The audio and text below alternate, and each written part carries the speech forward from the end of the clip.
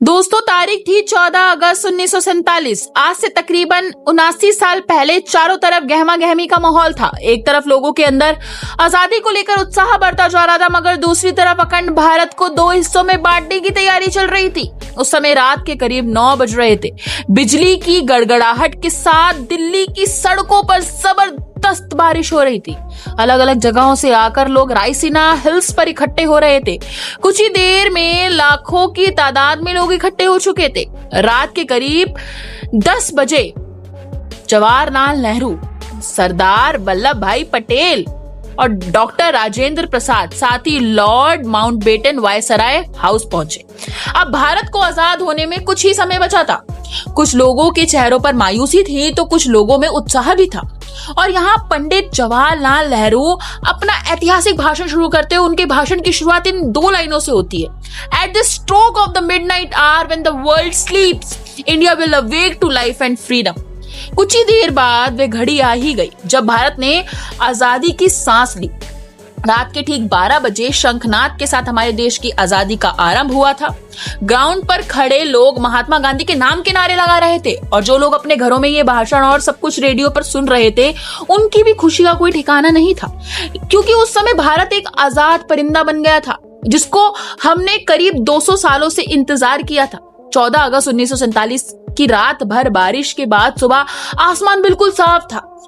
अब सुबह 8:30 बजे पंडित जवाहरलाल नेहरू और उनके कैबिनेट ने शपथ ली, और इसके बाद ब्रिटिशर्स का झंडा हटाकर आजाद हिंद का झंडा लहराया गया, जिसे देखकर सभी की छाती चौड़ी हो गई थी, क्योंकि अब हमें वे झंडा दिखने लगा था जिसे हम बरसों से देखना चाहते थे। जब राजधानी दिल्ली में आजादी का जश्न मनाया जा रहा था, उस वक्त महात्मा गांधी दिल्ली से हजारों किलोमीटर दूर पश्चिम बंगाल के नौखाली में स्थित थे। वहां शांति कायम करने का प्रयास कर रहे थे। जानकार बताते हैं कि पंडित नेहरू का ऐतिहासिक भाषण पूरे देश ने सुना था उस समय, मगर गांधी जी उसे नहीं सुन पाए थे। 14 अगस्त 1947 की ऐसी रात जब लोग सोए तो एक गुलाम देश में थे, लेकिन अगली सुबह उनकी आजादी की सुबह थी। लेकिन जितनी खुशी हमें आजाद होने में थी, उतना ही गम अखंड भारत के टूट जाने का भी था, क्योंकि दोस्तों भारत ने अपना लगभग 3,46,737 वर्ग किलोमीटर का एरिया पाकिस्तान के रूप में खो दिया था। करोड़ों की संख्या में लोग भारत से अलग हो रहे थे। जो लोग कुछ समय पहले तक भाइयों की तरह जिंदगी जी रहे थे, वो अब एक दूसरे की जान के दुश्मन बन चुके थे, क्योंकि 14 अगस्त की रात 12 बजे भारत और पाकिस्तान का विभाजन हो गया। भारत 2 हिस्सों में बंट गया, जिसमें एक हिस्सा पाकिस्तान और दूसरा हिस्सा हिंदुस्तान के नाम हो गया था, जिस वजह से कई सारे दंगे हुए। जो लोग खुद को पाकिस्तान में सुरक्षित महसूस करते थे, वो वहां चले गए, और जो लोग भारत में सुरक्षित महसूस कर रहे थे, वो यहीं रह गए।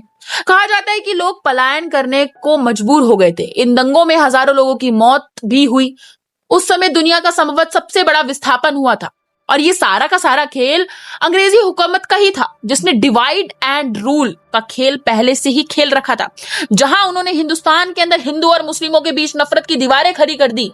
वरना आजादी के पहले तक हम सभी भाइयों की तरह ही तो जी रहे थे। वो तो अंग्रेज थे जिन्होंने हमें हमारी जाति और धर्म के आधार पर हमारी पहचान याद दिलाई, जिसके बाद हम आपस में ही लड़ने मरने लग गए।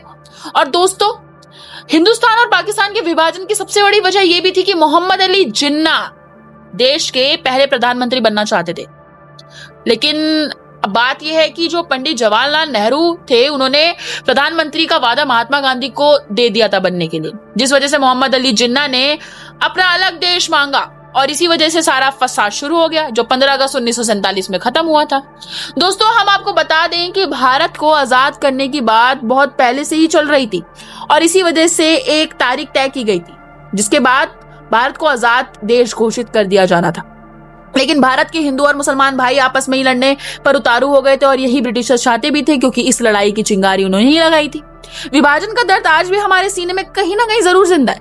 लेकिन दोस्तों, इससे भी ज्यादा अफसोस की बात यह है कि ब्रिटिशर्स ने हमारे साथ इतने जुर्म किए, जिन्हें जब भी हम याद करते तो हमारी आंखों में आंसू आ जाते हैं। लेकिन फिर भी उन्हें बारातियों की तरह हमने विदा किया।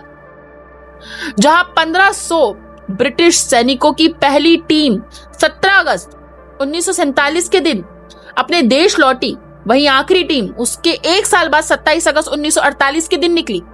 और जब ब्रिटिशर सेना के आखिरी सैनिकों की टोली हमारा देश छोड़कर जा ही रही थी, तो उन्हें बैंड बाजे के साथ विदा किया जा रहा था, और उसी दिन सभी ब्रिटिशर्स का नाम हमारे देश के नक्शे से मिट गया।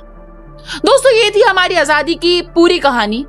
लेकिन क्या आप हमें बता सकते हैं कि जिस भारत का ख्वाब देखकर हमारे देश के स्वतंत्रता सेनानियों ने अपनी जान गंवा दी और कई लोग अपनी आखिरी सांस तक देश की सेवा के लिए लड़ते रहे, क्या हम वैसा भारत बना पाए हैं या नहीं? अपना जवाब हमें कमेंट के माध्यम से जरूर बताइएगा और इस वीडियो को शेयर जरूर करिएगा। जय हिंद, जय